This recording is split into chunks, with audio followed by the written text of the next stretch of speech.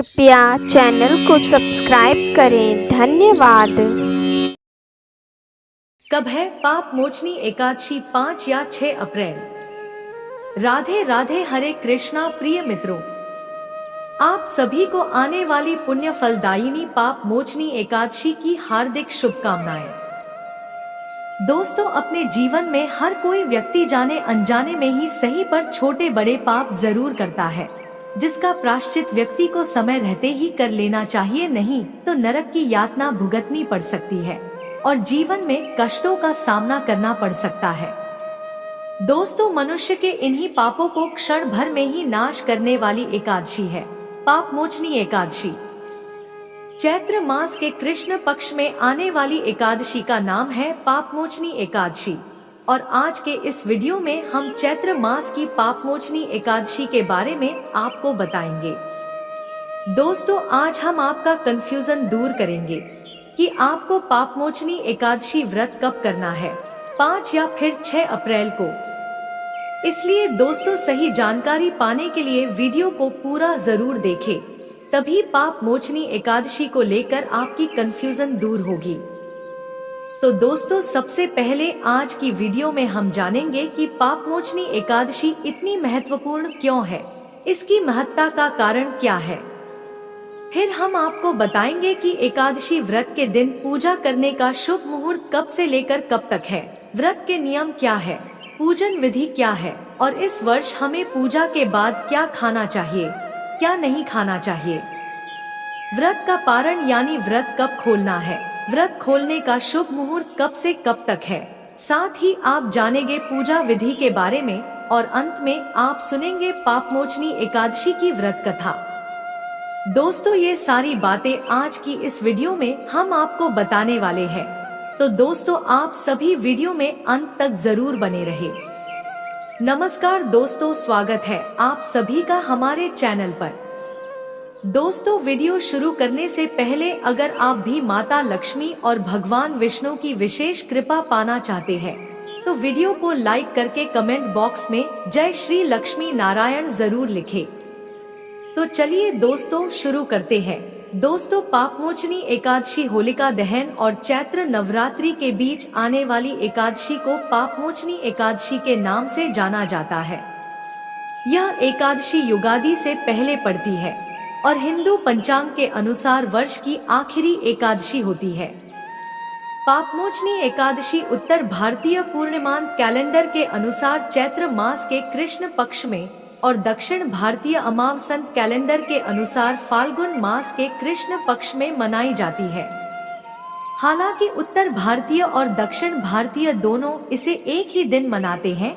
वर्तमान में यह अंग्रेजी कैलेंडर में मार्च या अप्रैल के महीने में पड़ता है। दोस्तों, पापमोचनी शब्द पाप और मोचनी दो शब्दों से मिलकर बना है। पाप का अर्थ है पाप या दुष्कर्म और मोचनी का अर्थ है बचाने वाला। एकादशी का व्रत करने वाले भक्तों का मानना है कि पाप मोचनी एकादशी का व्रत रखना जातक के लिए बेहद ही शुभ होता है। इस व्रत को करने वाले जातक को उनके पापों से मुक्ति मिल जाती है। एकादशी के व्रत में मुख्य रूप से भगवान विष्णु की पूजा की जाती है। मान्यता है जो व्यक्ति व्रत रखकर भगवान विष्णु की पूजा अर्चना करता है, उसको सभी पापों से मुक्ति मिल जाती है। दोस्तों, पापमोचनी एकादशी व्रत के महत्व का वर्णन भविष्योत्तर पुराण और हरिवासर पुराण में किया गया है। ऐसा कहा जाता है कि पापमोचनी व्रत व्यक्ति को सभी पापों के प्रभावों से न सिर्फ मुक्त करता है, बल्कि व्यक्ति को पाप करने से बचाता भी है। पापमोचनी एकादशी का व्रत करने से हिंदू तीर्थ स्थानों पर विद्या ग्रहण करने से, गाय दान करने से भी अधिक पुण्य मिलता है। जो लोग इस शुभ व्रत का पालन करते हैं वे सभी सांसारिक सुखों का आनंद लेते हैं और अंततः भगवान विष्णु के स्वर्गिक साम्राज्य वैकुंठ में स्थान पाते हैं। तो चलिए दोस्तों जानते हैं 2024 में पापमोचनी एकादशी व्रत करने की सही तिथि क्या है। दोस्तों, हिंदू पंचांग के अनुसार इस साल चैत्र माह के कृष्ण पक्ष की एकादशी तिथि 4 अप्रैल 2024 दिन बृहस्पतिवार को शाम 4:16 पर शुरू होगी। साथ ही इस तिथि का समापन अगले दिन यानी कि 5 अप्रैल 2024 दिन शुक्रवार को दोपहर 1:28 पर होगा। 5 अप्रैल को पूजा करने का शुभ मुहूर्त दोपहर को 1:28 पर होगा। इस समय आप पूजा कर सकते हैं। और व्रत पारण का शुभ मुहूर्त 6 अप्रैल 2024 को सुबह 6:05 से लेकर 8:37 तक रहेगा। दोस्तों, हिंदू धर्म में उद्यातिथि को देखते हुए सभी व्रत और पर्व मनाए जाते हैं, इसलिए पाप मोचनी एकादशी का व्रत 5 अप्रैल को रखा जाएगा। अब चलिए दोस्तों जानते हैं पूजा विधि के बारे में। पापमोचनी एकादशी के दिन सुबह जल्दी उठकर ब्रह्मा मुहूर्त में स्नान करें और भगवान विष्णु के समक्ष व्रत का संकल्प लें। अपने घर और पूजा घर को अच्छी तरह साफ करके एक चौकी पर भगवान विष्णु और माता लक्ष्मी की मूर्ति स्थापित करें। अब भगवान को पंचामृत से स्नान कराएं और पीले फूलों की माला चढ़ाएं। इसके बाद हल्दी या गोपी चंदन का तिलक लगाएं। भगवान विष्णु को पंजीरी और पंचामृत का भोग लगाएं और भगवान विष्णु का ध्यान करें। पूजा में तुलसी के पत्ते अवश्य शामिल करें और आरती के साथ पूजा समाप्त करें। तुलसी की माला से नमो भगवते वासुदेवाय नमः मंत्र का जप करें। गरीबों, जरूरतमंदों और जीव जंतुओं को भोजन आदि का दान करें। रात्रि में भजन कीर्तन का आयोजन करें और भगवान का स्मरण करते हुए जागरण करें। अगले दिन पूजा के बाद प्रसाद के साथ अपना व्रत खोलें। पापमोचनी एकादशी पर श्री हरि विष्णु की पूजा में मूर्ति, पुष्प, पुष्पमाला, नारियल, सुपारी, अनार, आंवला, लौंग, बेर, अन्य ऋतुफल, धूप, गंगाजल, पीले पुष्प, पीला चंदन और पीले रंग की मिठाई अवश्य शामिल करें। अब चलिए दोस्तों जानते हैं कि आपको एकादशी व्रत पर क्या खाना है और क्या नहीं। एकादशी के दिन यथाशक्ति अन्न दान करें, किंतु स्वयं किसी अन्य का दिया हुआ अन्न कदापि ग्रहण न करें। किसी कारणवश निराहार रहकर व्रत करना संभव न हो तो एक बार भोजन करें। इस दिन दूध या जल का सेवन कर सकते हैं। एकादशी व्रत में शकरकंद, कुट्टू, आलू, साबूदाना, नारियल, काली मिर्च, सेंधा नमक, दूध, बादाम, अदरक, चीनी आदि पदार्थ खाने में शामिल कर सकते हैं। एकादशी का उपवास रखने वालों को दशमी के दिन मांस, लहसुन, प्याज, मसूर की दाल आदि निषेध वस्तुओं का सेवन नहीं करना चाहिए। एकादशी पर श्री विष्णु की पूजा में मीठा पान चढ़ाया जाता है, लेकिन इस दिन पान खाना भी वर्जित है। फलों में केला, आम, अंगूर, बादाम, पिस्ता इत्यादि अमृत फलों का सेवन करें। सूखे मेवे जैसे बादाम, पिस्ता आदि का सेवन किया जा सकता है। एकादशी तिथि पर जौ, बैंगन और सेमफली नहीं खानी चाहिए। एकादशी 11 के दिन व्रतधारी व्यक्ति को गाजर, शलजम, गोभी, पालक इत्यादि का सेवन नहीं करना चाहिए। ये थी पाप मोचनी एकादशी के व्रत से जुड़ी हुई जानकारी। अब दोस्तों प्रभु श्री लक्ष्मी नारायण जी के चरण कमलों का ध्यान करते हुए सुनते हैं पाप मोचनी एकादशी व्रत कथा। एक समय की बात है, धर्मराज युधिष्ठिर बोले, हे जनार्दन, चैत्र मास के कृष्ण पक्ष की एकादशी का क्या नाम है तथा उसकी विधि क्या है? कृपा करके आप मुझे बताइए। भगवान श्री कृष्ण बोले, हे राजन, चैत्र मास के कृष्ण पक्ष की एकादशी का नाम पापमोचनी एकादशी है। इसके व्रत के प्रभाव से मनुष्य के सभी पापों का नाश होता है। यह सब व्रतों से उत्तम व्रत है। इस पापमोचनी एकादशी के महात्म्य के श्रवण व पठन से समस्त पाप नाश को प्राप्त हो जाते हैं। एक समय देवर्षि नारद जी ने जगत पिता ब्रह्मा जी से कहा, महाराज, आप मुझसे चैत्र मास के कृष्ण पक्ष की एकादशी विधान कहिए। ब्रह्मा जी कहने लगे कि हे नारद, चैत्र मास की कृष्ण पक्ष की एकादशी पापमोचनी एकादशी के रूप में मनाई जाती है। इस दिन भगवान विष्णु का पूजन किया जाता है। इसकी कथा के अनुसार प्राचीन समय में चैत्ररथ नामक एक वन था। उसमें अप्सराएं किन्नरों के साथ विहार किया करती थी। वहां सदैव वसंत का मौसम रहता था, अर्थात उस जगह सदा नाना प्रकार के पुष्प खिले रहते थे। कभी गंधर्व कन्याएं विहार किया करती थी, कभी देवेंद्र अन्य देवताओं के साथ क्रीड़ा किया करते थे। उसी वन में मेधावी नाम के एक ऋषि भी तपस्या में लीन रहते थे। वे शिव भक्त थे। एक दिन मंजुघोषा नामक एक अप्सरा ने उनको मोहित कर उनकी निकटता का लाभ उठाने की चेष्टा की, इसलिए वह कुछ दूरी पर बैठ वीणा बजाकर मधुर स्वर में गाने लगी।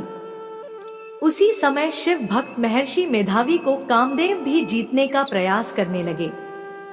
कामदेव ने उस सुंदर अप्सरा के भ्रू का धनुष बनाया, कटाक्ष को उसकी प्रत्यंचा बनाई और उसके नेत्रों को मंजुघोषा अप्सरा का सेनापति बनाया। इस तरह कामदेव अपने शत्रु भक्त को जीतने को तैयार हो गए। उस समय महर्षि मेधावी भी युवावस्था में थे और काफी हृष्टपुष्ट थे। उन्होंने यज्ञोपवीत तथा दंड धारण कर रखा था। वे दूसरे कामदेव के समान प्रतीत हो रहे थे। उस मुनि को देखकर कामदेव के वश में हुई मंजुघोषा ने धीरे धीरे मधुर वाणी से वीणा पर गायन शुरू किया, तो महर्षि मेधावी भी मंजुघोषा के मधुर गाने पर तथा उसके सौंदर्य पर मोहित हो गए। वह अप्सरा मेधावी मुनि को कामदेव से पीड़ित जानकर उनसे आलिंगन करने लगी। महर्षि मेधावी उसके सौंदर्य पर मोहित होकर शिव रहस्य को भूल गए और काम के वशीभूत होकर उसके साथ रमण करने लगे। काम के वशीभूत होने के कारण मुनि को उस समय दिन रात का कुछ भी ज्ञान न रहा और काफी समय तक वे रमण करते रहे।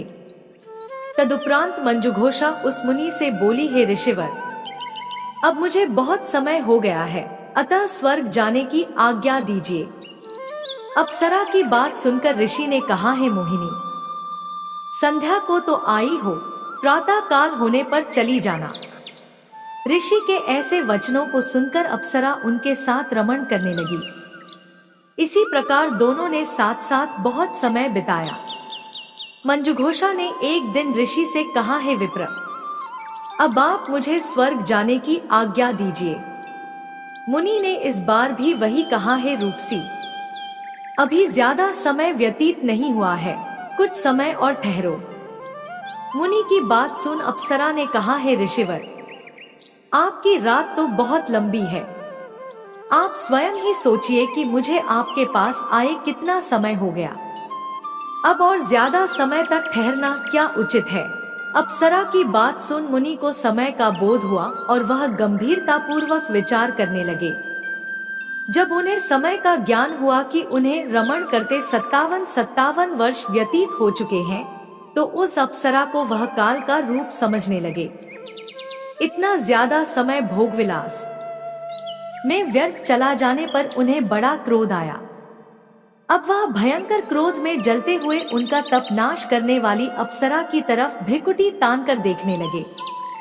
क्रोध से उनके अधर कांपने लगे और इंद्रियां बेकाबू होने लगी। क्रोध से थरथराते स्वर में मुनि ने उस अप्सरा से कहा, मेरे तप को नष्ट करने वाली दुष्टा, तू महापापिन और बहुत ही दुराचारिणी है, तुझ पर धिक्कार है। अब तू मेरे श्राप से पिशाचिनी बन जा। मुनि के क्रोधयुक्त श्राप से वह अप्सरा पिशाचिनी बन गई। यह देख वह व्यथित होकर बोली, हे ऋषिवर, अब मुझ पर क्रोध त्याग दे। हमने एक साथ कितना अविस्मरणीय समय व्यतीत किया है। आप कृपा करके बताइए कि इस शाप का निवारण किस प्रकार होगा। साधुओं की संगत तो अच्छा फल देने वाली होती है और आपके साथ तो मेरे बहुत वर्ष व्यतीत हुए हैं, अतः अब आप मुझ पर प्रसन्न हो जाइए, अन्यथा लोग कहेंगे कि एक पुण्य आत्मा के साथ रहने पर मंजुघोषा को पिशाचिनी बनना पड़ा। मंजुघोषा की बात सुनकर मुनि को अपने क्रोध पर अत्यंत ग्लानि हुई, साथ ही अपनी अपकीर्ति का भय भी हुआ। अतः पिशाचिनी बनी मंजुघोषा से मुनि ने कहा, तूने मेरा बड़ा बुरा किया है, किंतु फिर भी मैं तुझे इस श्राप से मुक्ति का उपाय बतलाता हूँ। चैत्र मास के कृष्ण पक्ष की जो एकादशी है उसका नाम पाप मोचनी है। उस एकादशी का उपवास करने से तेरी पिशाचिनी की देह से मुक्ति हो जाएगी। ऐसा कहकर मुनि ने उसको व्रत का सब विधान समझा दिया। फिर अपने पापों का प्रायश्चित करने के लिए वे अपने पिता च्यवन ऋषि के पास गए। च्यवन ऋषि ने अपने पुत्र मेधावी को देखकर कहा, हे पुत्र, ऐसा क्या किया है तूने कि तेरे सभी तप नष्ट हो गए हैं, जिससे तुम्हारा समस्त तेज मलिन हो गया है। मेधावी मुनि ने लज्जा से अपना सिर झुकाकर कहा, पिताश्री, मैंने एक अप्सरा से रमण करके बहुत बड़ा पाप किया है। इसी पाप के कारण संभवतः मेरा सारा तेज और मेरे तप नष्ट हो गए हैं। कृपा करके आप इस पाप से छूटने का उपाय बतलाइए। ऋषि ने कहा, हे पुत्र, तुम चैत्र माह के कृष्ण पक्ष की पापमोचनी एकादशी का विधि तथा भक्ति पूर्वक उपवास करो, इससे तुम्हारे सभी पाप नष्ट हो जाएंगे। अपने पिता च्यवन ऋषि के वचनों को सुनकर मेधावी मुनि ने पापमोचनी एकादशी का विधि पूर्वक व्रत किया। उसके प्रभाव से उनके सभी पाप नष्ट हो गए। मंजुघोषा अप्सरा भी पापमोचनी एकादशी का उपवास करने से पिशाचिनी की देह से छूट गई और पुनः अपना सुंदर रूप धारण कर स्वर्गलोक चली गई।